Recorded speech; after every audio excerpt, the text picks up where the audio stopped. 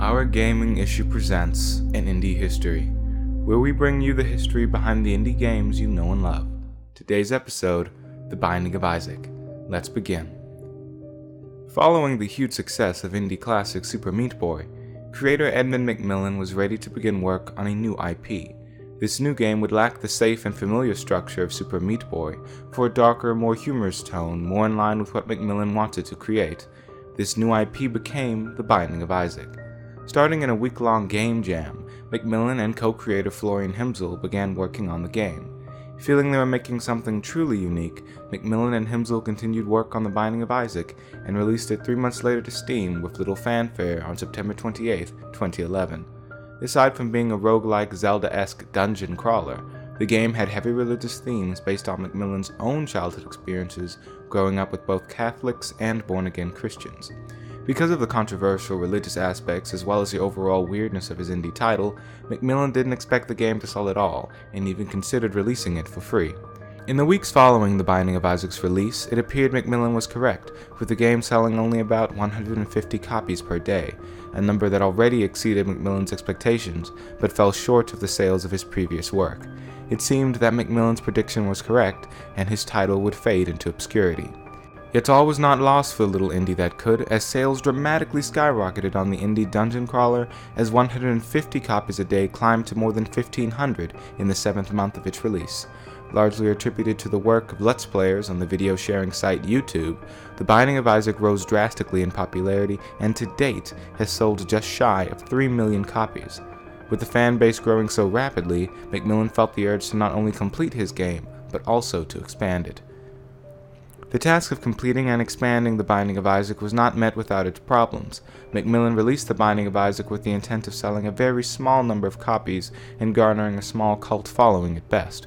Because of this, McMillen and his team hadn't done any extensive bug testing.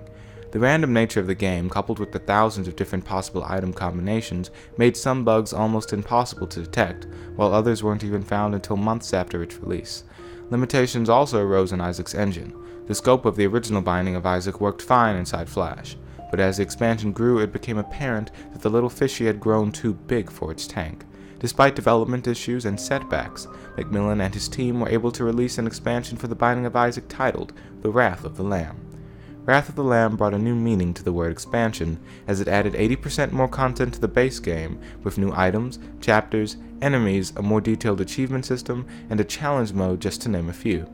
The expansion sold extremely well, with some 25% of people who owned the base game buying the expansion. The community absorbed the content as McMillen's supposed career-ending title became the golden child of roguelike RPGs. Naturally then, it was time for Isaac to expand past just the PC market and into the console world like its cousin Super Meat Boy. The Binding of Isaac's run with consoles started with speculation of a port to the video game juggernaut Nintendo's 3DS systems. Fearing the offensiveness of Isaac and his previous 16+ rating in Germany due to blasphemy, Nintendo declined the possibility of a port to its consoles. Later, McMillen was approached by Tyrone Rodriguez of Nakalish, publisher of Cave Story, to create a console port of The Binding of Isaac. McMillen hated the politics of console releases and, although he agreed to create the game, wanted nothing to do with it outside of its development. Nakalish agreed to these terms, and work began on what would become The Binding of Isaac Rebirth. The game was completely reprogrammed to exceed the boundaries of what Flash would allow. It went from 8 to 16-bit and included the original game, Wrath of the Lamb expansion, as well as new and previously planned content that McMillen wasn't able to fit in the original. Rebirth was released on November 6, 2014 for PC and Sony's PlayStation 4 and PlayStation Vita systems. It later found a home on Microsoft's Xbox One and finally Nintendo's 3DS and Wii U systems on July of 2015. To date, The Binding of Isaac has sold more than 1 million copies on PC alone. McMillen has not stopped there, however, and since the release of Rebirth has created yet another large expansion dubbed The Binding of Isaac Afterbirth. McMillen has stayed true to his history of huge expansions, in Afterbirth adding over 100 hours of more gameplay, a new challenge mode, as well as new challenges, more achievements, and alternate soundtracks, just to name a few. And, as of the airing of this video, there are plans to bring Afterbirth to Rebirth's console cousins, as well as another mini DLC to the already bloated Afterbirth expansion.